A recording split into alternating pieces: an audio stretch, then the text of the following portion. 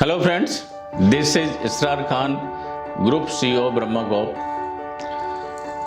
जो हमने आपने इस साल के लिए, साल 2026 के लिए जो भी टारगेट, जो भी गोल्स, जो भी रेजोल्यूशंस बनाए होंगे, ऑलमोस्ट आपको पता चल रहा होगा कि हम कहाँ पहुँचे और कैसा कर रहे हैं। मोस्ट ऑफ अस दोस्तों, क्या होता है कि बाय द फेब एंड 90% हमारे जो टारगेट्स होते हैं या तो हम छोड़ देते हैं या डाइल्यूट कर देते हैं या डाइवर्ट हो जाते हैं, डाइग्रेस हो जाते हैं। क्या करना चाहिए दोस्तों?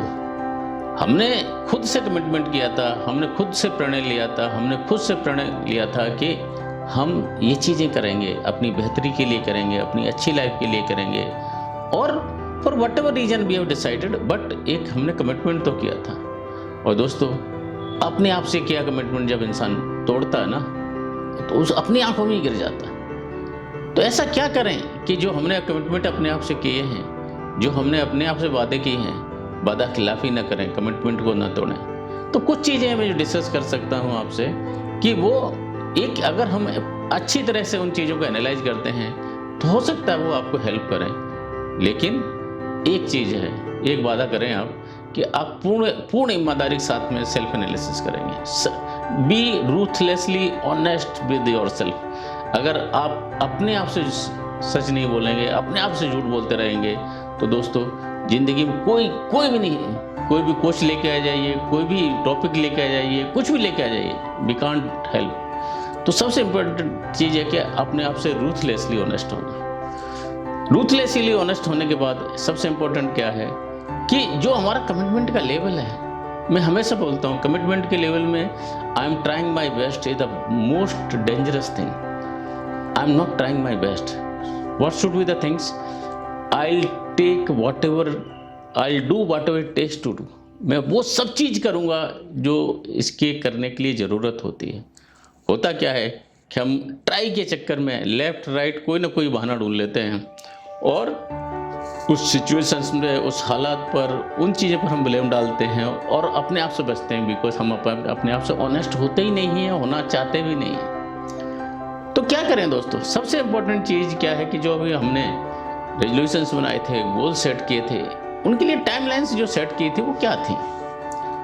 मोस्टली ये देखा जाए कि हम अति उत्साह के कारण अपनी जो टाइमलाइंस है, बहुत हम सोचते हैं कि 4 हफ्ते का काम, 10 हफ्ते का काम हम 10 दिन में कर देंगे, 2 दिन में कर देंगे। और दोस्तों, ये सबसे बड़ा रीज़न होता है कि हम लोग अपने गोल्स के साथ में टिक नहीं पाते हैं, गोल्स को पूरा नहीं कर पाते। एक फेमस स्टोरी है जेफ बेजोस की। उन्होंने अपने शेयर होल्डर्स को भी ये लिखा था।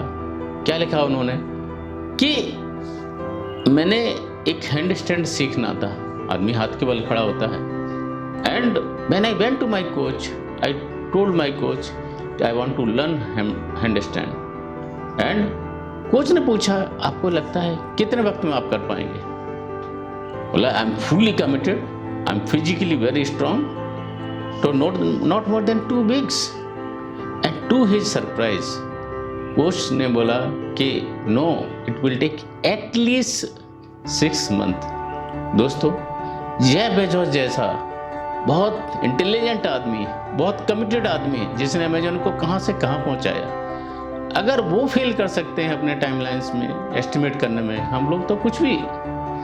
तो रिसर्च में ये पाया गया कि दोस्तों कि most of us at most of the time, जो टाइम हम सोचते हैं कि इस चीज़ को कितना लगेगा, हम लोग अंडर एस्टिमेट करते हैं, ह्यूजली अंडर एस्टिमेट करते हैं। और इस वजह से होता क्या है कि हमने फॉर एग्जांपल 2 हफ्ते की बात सोची, जैसे ही 2 हफ्ते में रिजल्ट नहीं मिलेंगे, जैसे ही 2 हफ्ते में चीज़ें नहीं होंगी, हमारा मनोबल टूटता है, हमारा हिम्मत टूटती है, हमारा धैर्य टूटता है, एंड वहीं से हम लोग हाथ खड़े करना शुरू कर देते हैं। तो क्या करें? सबसे इम्पोर्टेंट चीज़ ये, ऑनेस्टली अपने आप से ईमानदार होके, और चाहिए तो कुछ एक्सपर्ट की हेल्प लेके, जैसे जेफ बेजोस ने ली। कोच ने बोला कि ये 6 मंथ लगेगा, तो वैसे अपनी टाइमलाइंस को रीअसेस करें, रीएनालाइज करें, एक्सपर्ट की सलाह लें, कोचेज की सलाह लें, मेंटर्स की सलाह लें, एंड अपनी टाइमलाइंस को रीसेट करने की ज़रूरत है दोस्तों। सबसे महत्वपूर्ण चीज़ है। दूसरी चीज़ क्या, चलो हमने टाइमलाइन रीसेट कर ली, हमने सब कुछ रीसेट कर लिया, अब क्या? अब दूसरी क्या चीज़ होती है कि हम लेफ्ट राइट ऊपर नीचे सभी को ब्लेम करते हैं अपनी फेलियर्स के लिए।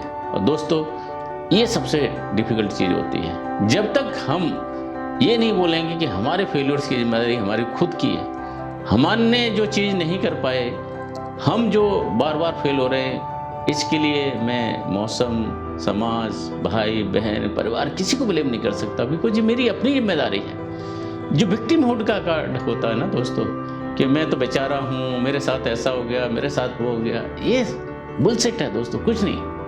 अगर आपको विक्टिम कार्ड खेलना है ना, तो आप ये सब टारगेट रखना बंद कर दो, लक्ष्य सेट करना बंद कर दो। अगर टारगेट सेट करना है ना, हिम्मत रखो, हिम्मत दिखाओ, विक्टिम कार्ड से बाहर निकल के आओ, और तब जाके आप वो अचीव कर पाओगे। नहीं तो विक्टिम खेलते रहो, विक्टिम, कुछ नहीं होने वाला लाइफ में। एंड मोस्ट इम्पोर्टेंट कि आपने टाइम लाइन्स कर ली, आपने पूर्णतः जिम्मेदारी ले ली। अब क्या बचा है? अब बचा है कि जैसे जैसे आप प्रैक्टिस करते जाएंगे, जैसे जैसे आप गोल के आसपास पहुंचते जाएंगे, शुरू में क्या होता है, अच्छे रेट्स दिखते हैं दोस्तों, लो हैंगिंग फ्रूट्स होते हैं, उसको हम तोड़ते हैं। और उसके बाद आता है एक लंबा स्ट्रगल, जो डिप का फेज होता है, प्लेट्यू का फेज होता है। And most of us just raise our hands in the air during that phase. तो अगर हम उस फेज से निकल रहे हैं, डिप की फेज से निकल रहे हैं, प्लेट्यू की फेज से निकल रहे हैं, हिम्मत रखें, अपने आप को यकीन दिलाएं, अपने कमिटमेंट लेवल को बढ़ाएं, अपने कमिटमेंट लेवल को रीअसेस करें। एंड जस्ट टनल के एंड में प्रकाश आएगा, रात होने के बाद सुबह होगी। आपके प्रयत्न भी, हमारे प्रयत्न भी उस एंड तक पहुंचेंगे। जस्ट धैर्य रखने की ज़रूरत है, अपनी एफर्ट्स को रीडेडिकेट करने की ज़रूरत है, एफर्ट्स को रीडबल करने की ज़रूरत है। तो दोस्तों अगेन क्या करना है, अपनी टाइमलाइन को ऑनेस्टली रीअसेस करना है, विक्टिम कार्ड नहीं खेलना है और धैर्य रखना है। बिकॉज डिप के फेज के बाद, प्लेट्यू के फेज के बाद जो सुबह होगी, जो परिणाम होंगे वो बहुत सुखद होंगे। So keep moving forward, keep achieving your goal, keep doing the things we are supposed to do, keep recommitting yourself. With this I'll take your leave, and if you feel you are failing anywhere, you need our support, we'll be there to help you out. With this I'll take your leave. Stay blessed and Jai Hind.